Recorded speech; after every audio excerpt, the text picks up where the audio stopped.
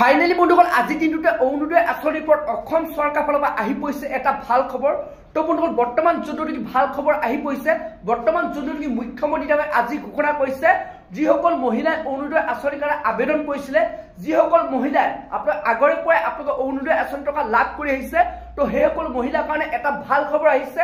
তো বন্ধুসকল ভাল খবৰটো হৈছে যোনটো বৰ্তমান মুখ্যমন্ত্ৰীয়ে ঘোষণা কৰিছে, তো যিসকল মহিলাই অৰুণোদয় আঁচনি টকা লাভ কৰি আহিছে বা যিসকল মহিলাই আপোনালোক অৰুণোদয় আঁচনি আবেদন কৰিছে, তো বন্ধুসকল তেতিয়াহ'লে আপোনালোকে এতিয়া যোনটো বৰ্তমান খবৰ আহিছে, তো আপোনালোকে আগষ্ট মাহৰ পৰা অৰ্থাৎ আপোনালোকে এই মাহৰ পৰা আপোনাৰ গেছৰ চিলিণ্ডাৰ আপোনালোকে 250 টকাত আপোনালোকে লাভ কৰিব।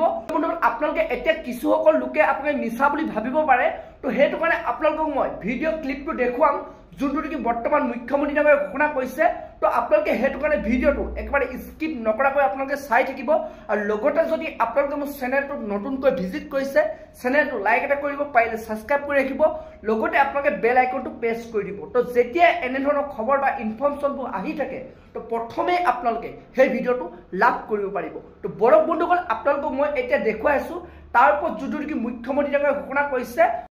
পৰীক্ষামূলকভাৱে আমি এটা আঁচনি আৰম্ভ কৰিছো যে অৰুণোদয় পৰিয়ালে যদি গেছ কিনে, ৰন্ধন গেছ কিনে, তেতিয়াহ'লে তেওঁলোকক আমি 250 টকাৰ ৰাজ সাহায্য এটা প্ৰদান কৰিম।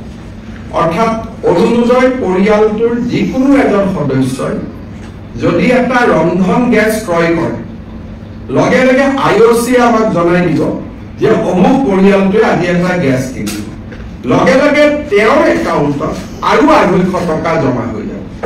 তাৰমানে যিটো 1250 টকা পাইছিলে, এতিয়াৰ পৰা গেছ কিনিলে, যদি গেছ নিকিনে 250টো নাযায়, যদি গেছ কিনে তেতিয়াহ'লে তেওঁলোকৰ পৰিয়ালটোলৈকে 250 টকাও চৰকাৰে ডেবিট কৰি দিব।